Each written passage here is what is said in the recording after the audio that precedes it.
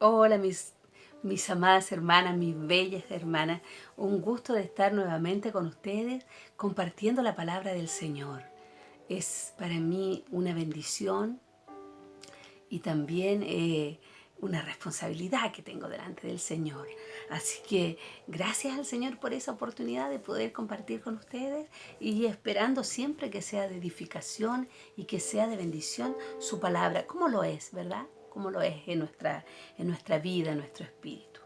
Bueno, y les había anunciado que quiero compartir con ustedes, que el Señor puso ahí en mi corazoncito, que compartiéramos y habláramos de la carta esta del Nuevo Testamento, primera de Juan, ¿cierto?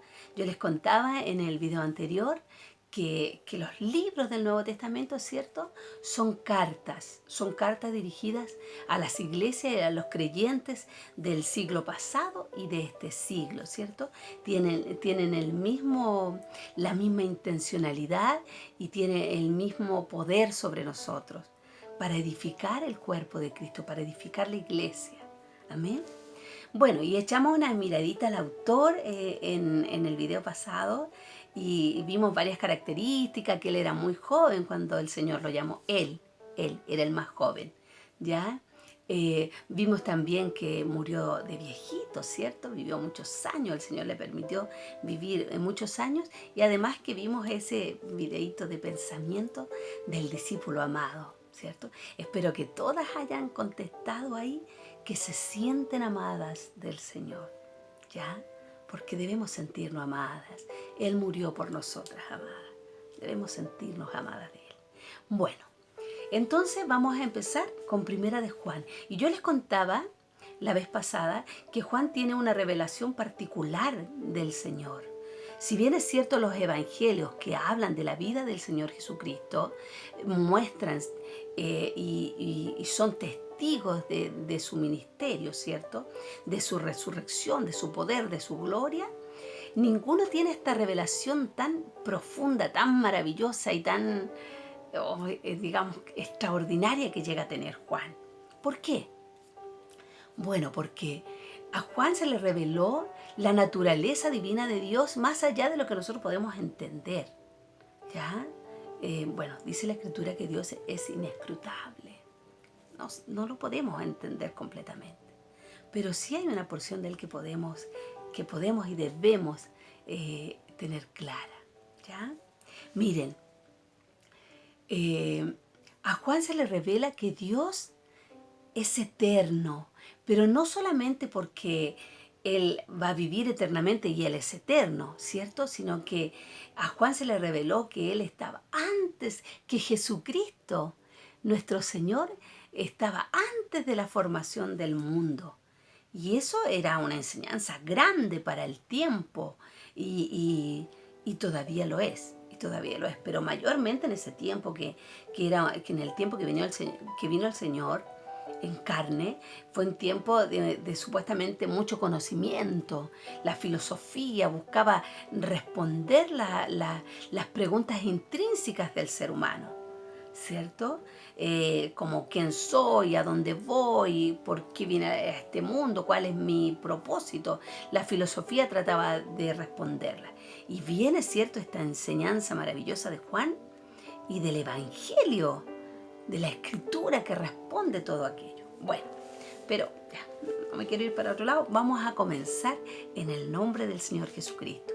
Primera de Juan, capítulo 1, verso 1, dice: lo que era desde el principio, lo que hemos oído, lo que hemos visto con nuestros ojos, lo que hemos contemplado y palparon nuestras manos tocante al verbo de vida. Mire la introducción que hace Juan en el capítulo 1. Esta carta tiene dos propósitos, amadas. Y uno de ellos es el propósito que tienen la mayoría de las cartas doctrinales, que tienen que ver con ordenar la doctrina en el sentido que durante siglos a la iglesia siempre ha tratado de ser influenciada por ciertas corrientes filosóficas o de pensamiento o de cosas equivocadas. Y en esta iglesia en particular estaba habiendo una corriente de gnosticismo, dice la escritura, habían dos corrientes bien marcadas, ¿ya? En la iglesia de Asia. Una era el gnosticismo y el otro era el docetismo. Estas eran dos influencias, dos corrientes filosóficas que se habían metido en la iglesia y que estaban quitándole al Señor. Bueno, aquí lo anoté más ordenadito, ¿ya? Dice, el docetismo, por ejemplo, toma este nombre de la raíz griega deco, dice, que significa aparecer o aparecer o aparición, ¿ya? Es una doctrina parecida a principios del siglo de la era cristiana que afirmaba que Cristo no había sufrido la crucifixión, ya que su cuerpo solo era aparente, no era real. O sea, el docetismo se estaba metiendo a la iglesia, ¿cierto? Y estaba diciendo, por decirlo de alguna manera, que Cristo no había sido... él no había venido en carne, no había sido un humano, una persona, sino que había sido como una especie de fantasma, ¿ya? Ahora, tenemos que pensar que esta carta se escribe después de que el Señor tuvo su ministerio, fue crucificado, ¿cierto? Resucitó, estuvo con sus discípulos y pasaron años. Esta es una carta que está escribiendo Juan ya anciano, ¿ya? Entonces, habían pasado los años y se empezaron a meter estas corrientes dentro de la iglesia. Entonces, una de las razones que tiene Juan para escribir a la iglesia era para volver a ordenarla, porque estas filosofías que se habían metido, estas corrientes de pensamiento que se estaban metiendo en la iglesia, estaban quitándole al Señor o minando las enseñanzas del Señor y minando lo que era su misma persona, ¿cierto? En este caso se estaba diciendo que él no había sido hombre, sino que había sido una especie de fantasma, ¿ya? Esa era una de las razones por las que Juan escribe esta carta, para hablar de lo que él sabe, de lo que él conoció, de lo que él vivió. Y la otra también es un llamado a la unidad. Una carta doctrinal, ya que la vamos a ir viendo por capítulos. Miren, dice, lo que era desde el principio. ¿Cuál principio? ¿De qué está hablando Juan? Lo que era desde el principio, lo que hemos oído, lo que hemos visto con nuestros ojos, lo que hemos contemplado y palpado en nuestras manos tocante al verbo de vida, de eso iba a hablar él, ¿ya? Desde lo que era desde el principio. Cuando Juan dice aquí, usa esta palabra desde el principio, está llevando a los creyentes a reflexionar sobre Génesis 1:1, cuando dice, y en el principio creó Dios los cielos y la tierra. O sea, este Dios, ¿cierto? Este Dios, este Cristo que vino, que se hizo hombre, que ya estaba desde el principio. Esa es la revelación que tiene Juan y que comparte con la iglesia, ¿ya? Espero que se entienda. Entonces, ¿cierto? Génesis 1:1 es desde el principio. Este es de quien iba a hablar. Dice, desde lo que era desde el principio, lo que hemos oído, lo que hemos visto, lo que hemos visto con nuestros ojos, lo que hemos contemplado y palparon nuestras manos tocante al verbo de vida. De eso iba a hablar él. Entonces él dice, nosotros lo vimos. Perdón. Nosotros lo vimos, dice Juan. Comimos con él. Porque se está hablando, dice, lo que hemos, está hablando de él y está haciendo referencia a los que estuvieron con él, tanto a los apóstoles como a los creyentes, como a la gente que se juntaba a ver al Señor, la gente que venía por sus milagros, la gente que le seguía, la gente que se convirtió al Señor ahí, que lo reconoció como Dios y Señor. Entonces ahí a eso se refiere cuando dice lo que hemos visto, lo que hemos oído. O sea, no solo yo, dice Juan, lo vimos. Lo vimos, dice, ¿cierto? Lo oímos. Él estuvo ahí cuando el Señor daba sus enseñanzas.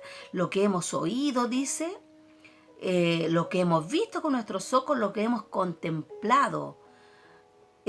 Lo que hemos contemplado es como ellos lo analizaron, ellos estuvieron con él, ¿cierto? Dice, yo de esto estoy hablando, de esto les voy a hablar, ¿ya? Esto echaba por tierra esa filosofía que se había metido diciendo que el Señor había sido como un fantasma, como que no había sido una persona, ¿ya? Esa es la aclaración que está haciendo aquí. Dice, y palparon nuestras manos. Los tocaron. ¿Qué más que él podía decir que los había tocado, amadas?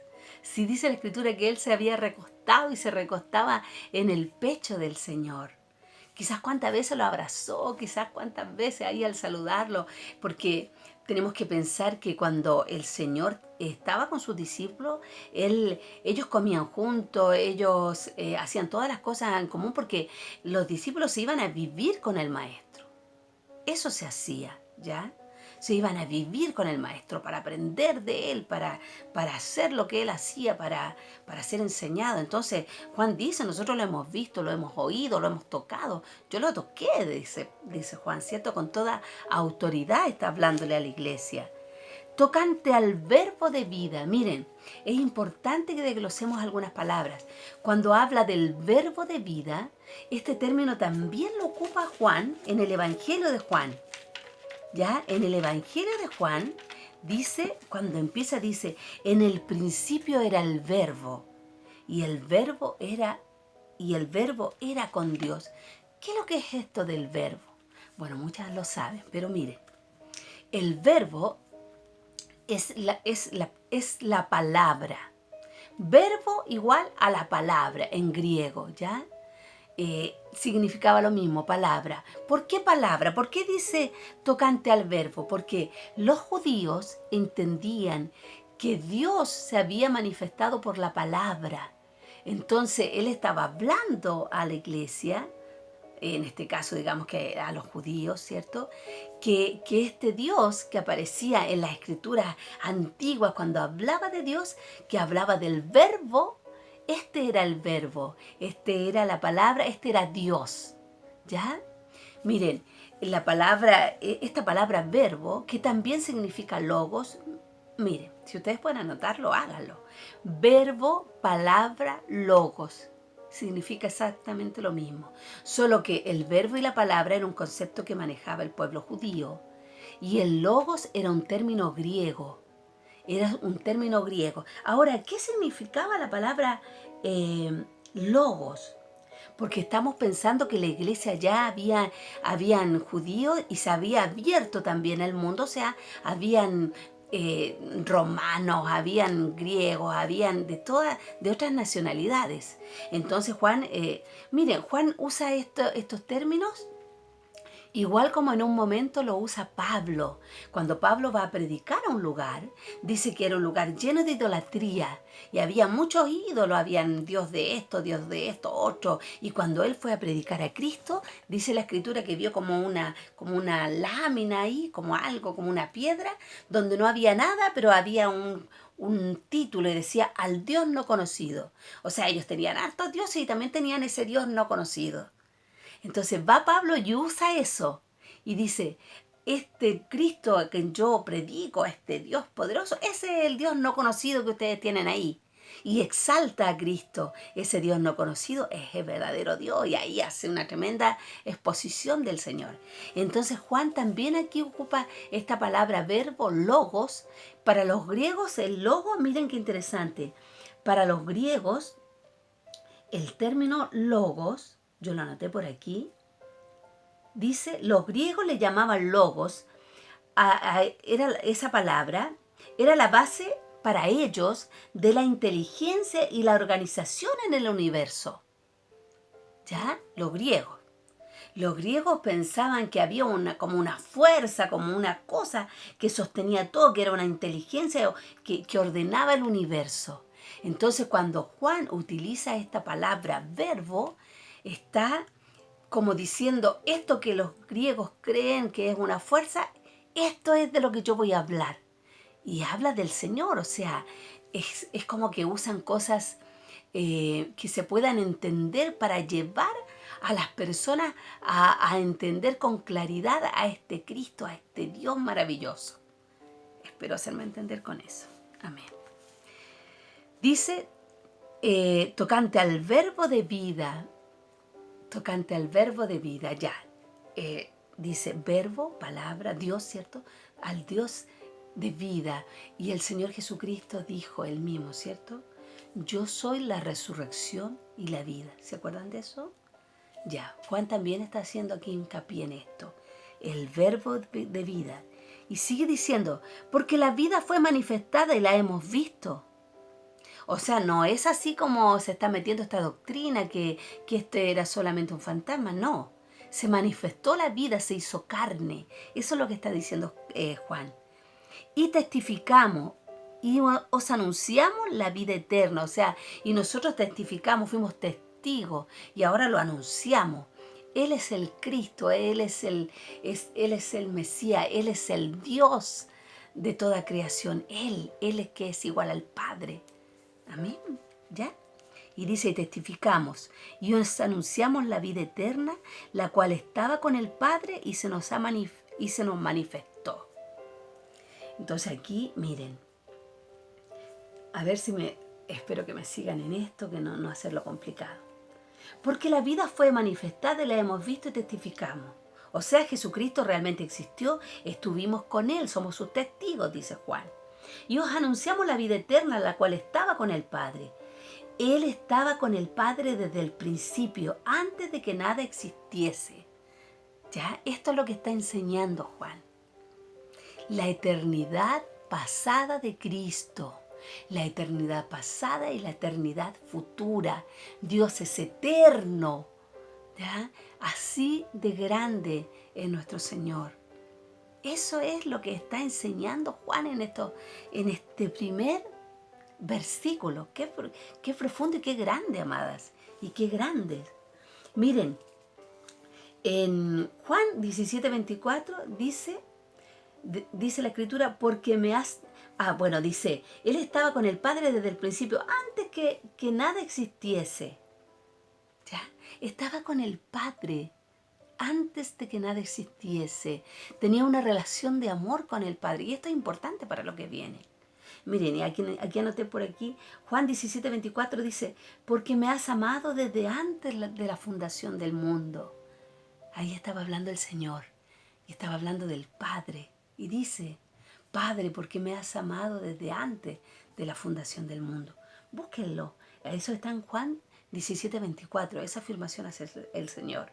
O sea, que esta persona que está anunciando Juan y que anunciaba a los apóstoles, la cual estaba con el Padre desde antes, ¿cierto? Tenía una relación de amor con el Padre desde antes. Dice, y se nos manifestó lo que hemos visto y oído, eso os anunciamos, para que también vosotros tengáis comunión con nosotros. Y nuestra comunión verdadera es con el Padre y con su Hijo Jesucristo. Hace toda su exposición, Juan, de este verbo de vida, ¿cierto? Primero, echa por tierra estas enseñanzas que se estaban metiendo, estas filosofías que decían que el Señor no había venido en carne, ¿cierto? Y también estaba la filosofía del gnosticismo metida en la iglesia. Y esa doctrina también es una doctrina filosófica, que es el sincretismo, que son filosofías ahí con muchas cosas, un poco de astrología, de dualismo, de misticismo oriental y de todas estas cosas, todo eso se metía, entonces querían minar la persona de Cristo. Entonces Él hace esta declaración del Señor, que Él era antes de la fundación del mundo y que estaba con el Padre y que es Dios y que es eterno, pero se hizo humano, se hizo hombre, compartió con Él, compartió con ellos, estuvo este Dios maravilloso hecho carne con Él y con los que con Él estaban. Y Él testifica que Él es real, que Él es testigo, Juan. Hace toda esta declaración para llegar a un punto que es este, mire, que dice, que les acabo de leer, y dice, lo hemos visto, lo hemos oído, lo anunciado, para que también vosotros tengáis comunión con nosotros. Qué importante, mire, está hablando de la comunión. ¿Por qué está hablando de la comunión? Porque en los versículos antes dice que Él estaba con el Padre antes de la fundación del mundo. Y Jesucristo dice también, porque me has amado desde antes de la fundación del mundo. Había una relación de amor entre el Padre y el Hijo. Y eso lo muestra el Señor en su ministerio. Jesucristo, el Señor, siempre habla de que Él decía lo que el Padre hablaba, que todo lo que le veía al Padre hacer, Él hacía. Y hablaba del amor del Padre que tenía hacia Él. Y de Él también hacia el Padre, obviamente. Entonces existía esa comunión, esa unión entre el Padre y el Hijo. Pero ahora, ¿cierto? Juan lo lleva a la iglesia y dice, para que también vosotros tengáis comunión con nosotros. Y nuestra comunión verdadera es con el Padre y con su Hijo Jesucristo. Miren, comunión. La palabra comunión es un término griego que en su original dice koinonia, con K de kilo. Koinonia, que significa compartir. Es como común, tener como todas las cosas en común. Por ejemplo, cuando habla en Hechos que la gente se convirtió al Señor y que toda la iglesia tenía todas las cosas en común, dice que vendían los terrenos y entregaban los dineros, que estaban todos en común, es el mismo término que usa aquí Juan para decir, para que también vosotros tengáis comunión con nosotros. Todas las cosas en común. Y miren, esta comunión quiere decir, o lo podemos referir así, yo lo busqué por aquí y me gustó este pensamiento que dice, todo en común. Aquellos que tienen comunión unos con otros son quienes comparten los mismos recursos y están unidos por las mismas responsabilidades. O sea, comparten los mismos derechos y comparten los mismos deberes en común. Pero aquí Juan está hablando de que esta revelación que tiene del Señor, que es entregada a la iglesia, al cuerpo de Cristo, habla de la comunión del Padre y el Hijo, pero también mete a la iglesia, miren, y dice, y nuestra comunión verdaderamente es con el Padre y con su Hijo Jesucristo. O sea, estamos todos unidos, dice Juan. Así como el Padre está unido al Hijo, tienen una relación de amor, así nosotros, dice, primero dice, para que también vosotros tengáis comunión con nosotros. Nosotras, amadas, tenemos comunión entre nosotras. Por la gracia de Cristo, tenemos el amor de Cristo entre nosotras. Nos amamos, nos llamamos hermanas, tenemos comunión de Dios. Primero, tenemos entre nosotras porque fuimos llamados por un mismo Padre. Somos hijas del mismo Padre. Entonces esta comunión está en la iglesia, está entre nosotras. Como esa cancioncita que cantan, y que yo también canto, que me encanta, que siempre ando cantando, dice, qué bueno y qué delicioso es estar los hermanos juntos, en comunión, en comunión. ¿Amén? Estamos en comunión nosotras, nos amamos, es un amor sincero, nos decimos, nos mandamos corazones, ahora nos ponemos caritas, porque hay comunión. Vosotras también tengáis comunión con nosotros, decía Juan. Nosotros debemos vivir en comunión y lo vamos a hacer si somos hijas del Señor. Amén. Y nuestra comunión verdadera es con el Padre y con su Hijo. Y si pensamos que ese término común es tener todas las cosas en común, amadas, y que tenemos los mismos privilegios, los mismos deberes, y si lo llevamos a una comunión con el Padre y con el Hijo y saber que estamos todos unidos en Él, es maravilloso. Gozamos de los privilegios, de los deberes y de los derechos del mismo Señor, amadas. Es una revelación fuerte, grande, que nuestro espíritu la reciba. Y yo anoté aquí, dice, mire, en este sentido Juan muestra esta maravillosa verdad de que así como Jesucristo tiene una relación de amor y unidad con el Padre, así también los creyentes tienen una comunión o unidad unos con otros, gozando de compartir los mismos derechos, las mismas responsabilidades, lo bueno, lo malo, ¿cierto? Bueno, lo malo no decía aquí lo malo. Y lo que es la mayor gloria en que esta comunión también es con el Padre y su Hijo Jesucristo. Es como si el Padre y el Hijo nos invitaran a ser parte de su amor, de su comunión, de su familia, amadas. El pastor siempre nos hace esa enseñanza, el pastor papá, y dice que estaban el Padre, el Hijo y el Espíritu Santo. Y eran ellos solos, se amaban, tenían una relación, pero ellos querían tener una familia con hijos iguales a Jesucristo el Señor. Y dice que mandó y que vino el Señor Jesucristo a hacer este puente entre el hombre y Dios, para que haya muchas familias, muchos hijos como Jesucristo. Qué hermoso, amadas, hemos ido a ser parte de esta unión de Dios el Padre, Dios el Hijo, Dios el Espíritu Santo. ¿Qué nos une en esta unión, en esta comunión? El Espíritu de Dios, el Espíritu Santo que está en nosotros, nos lleva a la comunión con el Padre y con el Hijo. Ese está aquí en nuestro corazón. Amén. Y dice, lo más maravilloso, ¿cierto? Que entramos en esta comunión. Entonces podemos concluir que cuando invitamos a Cristo a morar en nuestro corazón, compartimos nuestra vida con Él y Él comparte su vida con nosotras. Porque el Señor Jesucristo decía en Juan, y lo dijo en Juan 10:30, dijo, yo y el Padre somos uno. Y si nosotros estamos ahí, nosotros también somos uno con el Señor. Qué maravilloso, amadas. Qué maravillosa verdad. Bueno, y termina los primeros párrafos y dice, estas cosas os escribo para que vuestro gozo sea cumplido. En Juan 15:11 dice, estas cosas os he hablado para que mi gozo esté en vosotros y vuestro gozo sea cumplido. O sea, estas declaraciones que yo le hago es para que, dice Juan, para que vuestro gozo sea cumplido, para que este gozo esté en vosotros. Y el gozo, amadas, el gozo que debe habitar, debe estar en nuestro corazón, debe ser nuestra característica. El gozo está vivo y está rebosante cuando estamos en esta comunión de la que hablaba en el versículo anterior. Comunión unos con otros y comunión con el Padre y el Hijo. Cuando esta comunión se produce, el gozo del Señor está en nosotros. Y dice, estas cosas os escribo para que vuestro gozo sea cumplido, sea completo.